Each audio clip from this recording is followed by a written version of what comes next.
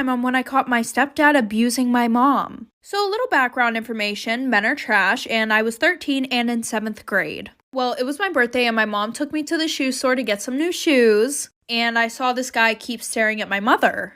So I pulled my mom aside and whispered to her like, hey, there's some dude staring at us. Because low-key he looked creepy as well. Apparently he wasn't creepy. He came up to my mom and started talking to her, and he was flirting with my mom a lot, so I grabbed a random pair of shoes and told her I was ready to go. Her and I walk up to the register. I think the conversation is over with her and James. But then he's like, oh, like, let me pay for that. Next thing you know, they exchange numbers and I start seeing him a lot more. And my mom seemed very happy, like she was smiling 24/7. So fast forward, we all move in together and I got a job. Well, my best friend Kayla was 17 and she had her driver's license. Like for part 2.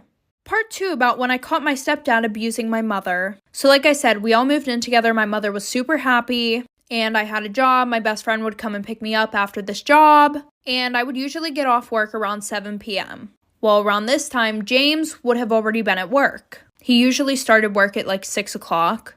But every time that I would come home, my mother would be crying in her bedroom. So I ended up telling my best friend about it, and she said that she would come and get me early the next day from work, so that way we could possibly see what was happening while I wasn't there. So fast forward the next day, Kayla come and gets me early from work. She pulls around the corner, and we walk to my house because they would have seen her car if we parked on the street. I quietly unlock the door. My best friend and I go upstairs. We hear my mom screaming in pain, and the bedroom door was wide open. He was hitting my mother, so I kind of whispered to my best friend to take a video while I called the cops. He ended up going to jail, got a restraining order, and now my mom and I are living in a new house.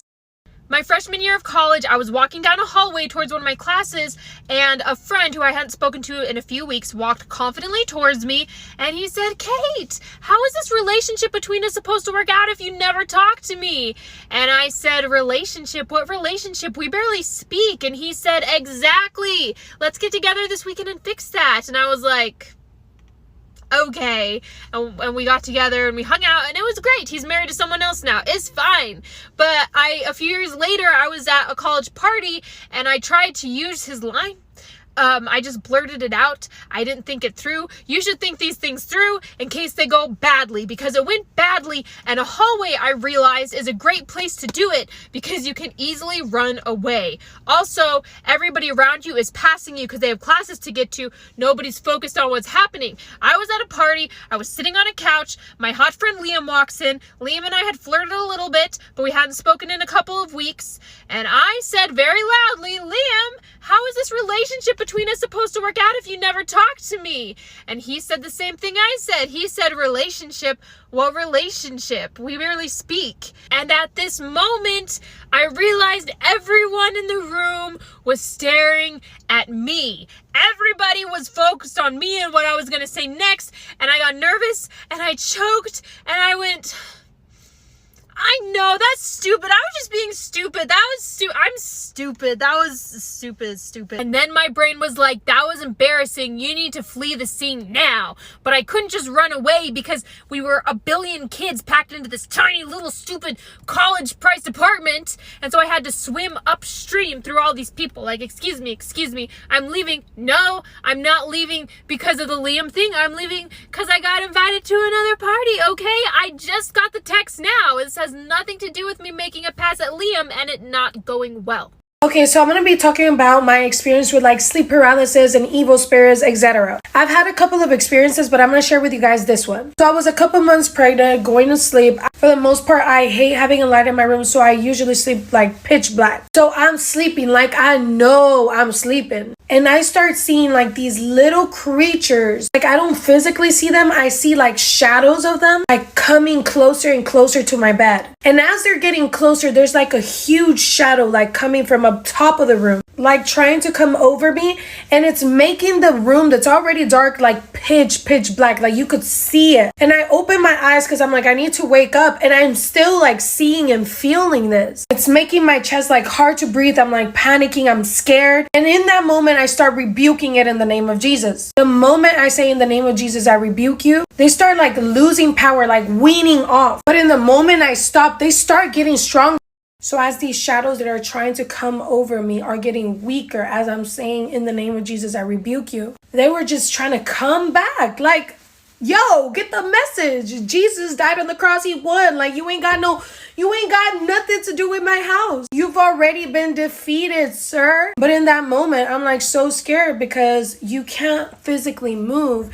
And it's just like so scary. So that night was over, but this happened for 12 days straight. 12 days straight. We tried everything. We tried sleeping with the light on. I tried trying not to sleep, which was really bad. When it happened again on the 12th day, I was so spiritually and mentally drained. I screamed out, Jesus, I can't do this anymore, like in tears in my eyes. In that moment, those spirits were lifted and never came back. There ain't nothing that can stand against the power of Jesus Christ. You hear me?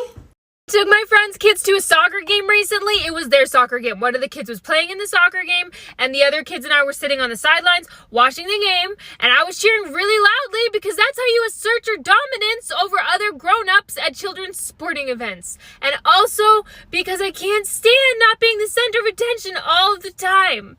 And so I'm cheering, and the 10-year-old brother who was watching the game with me turned to me and he was like, you can cheer at this game and stuff, but don't cheer too loud and don't say anything that will embarrass me or else. And I was like, or else what? And he was just like, or else I'll call the cops and tell them I don't know you. And I was like, your siblings would never corroborate. Your siblings would never back up your story. And without looking away from the game, he was just like, we'll see.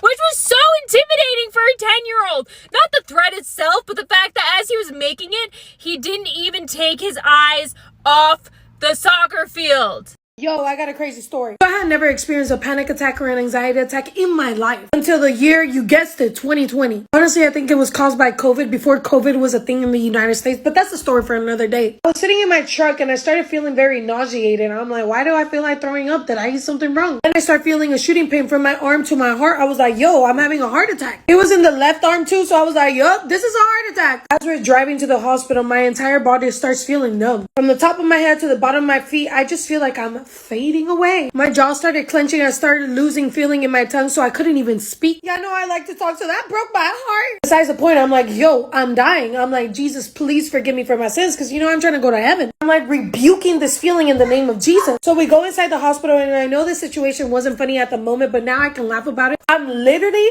shaking, like convulsing shaking. I just know I look crazy. They was looking at me like I was tripping on LSD. They did an EKG, so it wasn't a heart attack. Yeah, it was crazy.